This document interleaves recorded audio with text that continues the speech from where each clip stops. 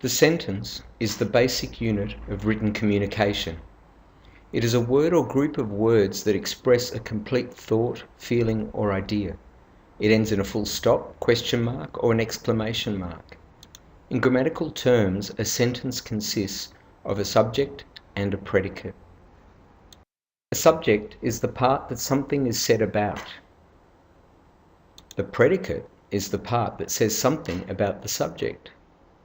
We'll look at some examples. In the sentence, the dog barks all night, the dog is the subject and barks all night is the predicate. Here are some more. A neighbour complains. Councils have rules. The ranger is called. The owner is embarrassed. He employs Barkbusters Incorporated. Barkbusters trains the owner. The problem is solved.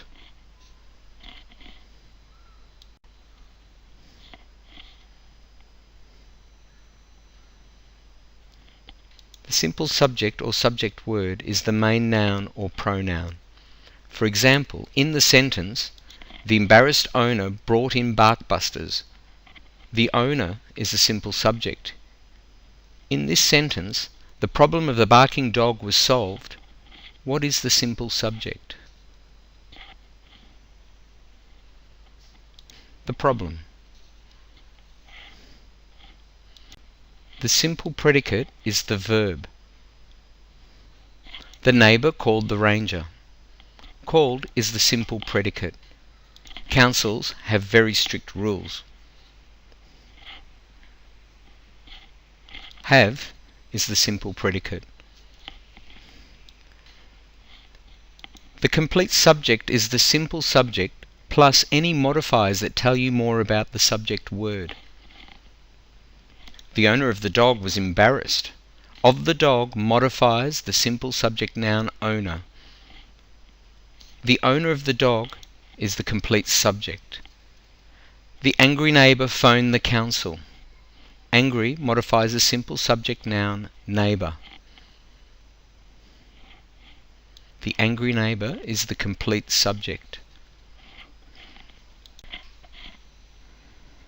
The complete predicate is the verb plus any modifiers, objects, or complements. The dog barks all night. All night tells us when the dog barks. Barks all night is the complete predicate. The ranger explained the rules to the owner.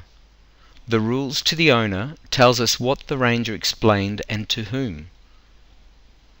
Explain the rules to the owner is the complete predicate. The subject may contain more than one noun or pronoun. The predicate may contain more than one verb. Fred and Ginger danced and sang. Fred and Ginger is the compound subject. Danced and sang is the compound predicate.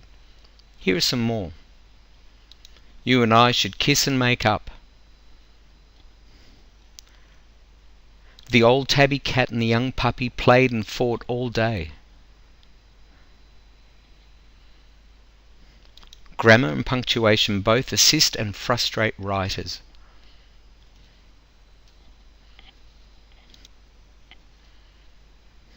The subject might not be stated, especially when the sentence is an instruction, request, or suggestion. The implied subject is a second person you. Run for your life. Fold in the cream. Bring me the ball.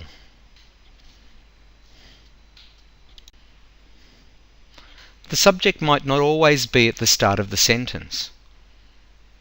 If the sentence is a question, the subject usually follows a verb.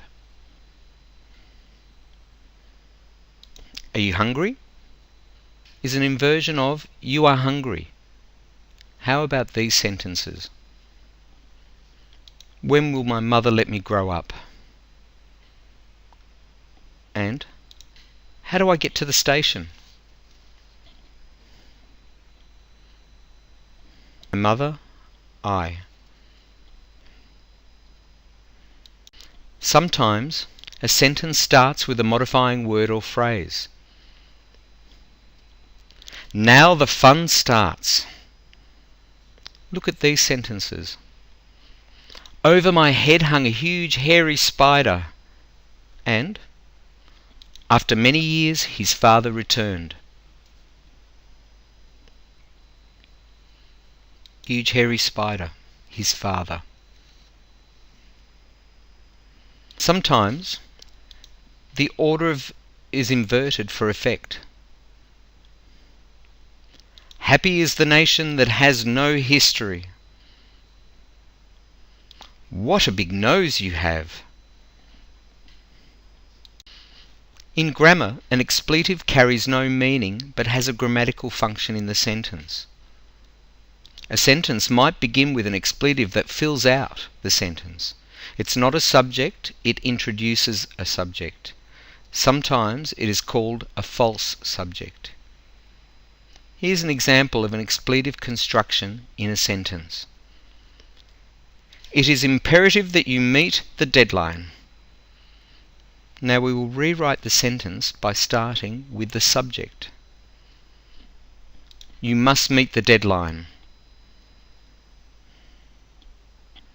Some more examples. It was embarrassing to reveal my past. There were two ways of seeing the situation. There is nothing permanent except change. Here is the train coming now. Here are the grammar rules flying out the window. Let's rewrite these sentences. Number 1. I was embarrassed to reveal my past. 2. You could see the situation in two ways. 3. Nothing is permanent except change. 4. The train is coming now. 5. The grammar rules are flying out the window. We can use there or here as adverbs when they indicate a place. It can be a personal pronoun. Some examples. Stay over there. I went there to comfort him. Here's the place where I buried the cat. Come here at once. It was the most exciting book she'd ever read. Write the joke down before you forget it.